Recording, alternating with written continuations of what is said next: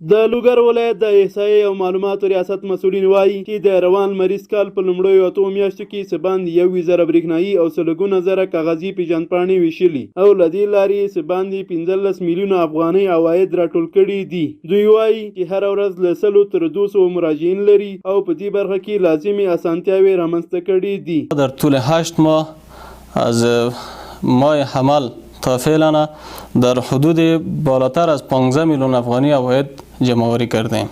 لوګر ولایت کې ډېر سہولات موجود ده، ډېر اسانتیاوې دي، نو هر څوک کولی شي چې راسي تذکرې واخلي. دلته ډېر په اسانۍ سره خپل فامیل ته یې واخلي او ځانو ته یې واخلي تذکرې، ځکه روزانه کې کار ورته خلاصېږي. په ورته وخت کې مراجعین هم دلته د کار روڼتیا او پر وخت ترسره کېدنه تاییدوي او له ټولو هیوادوالو غواړي چې د خپل هیواد او راتلونکي لپاره د برېښنایي پیژندپاڼې واخلي. وایم چې نور خلک ته داسې وایم چې دغه تذکرې چې دي بلکې تذکرې خو د موږ سندونه دي، دغه باید سړی واخلي.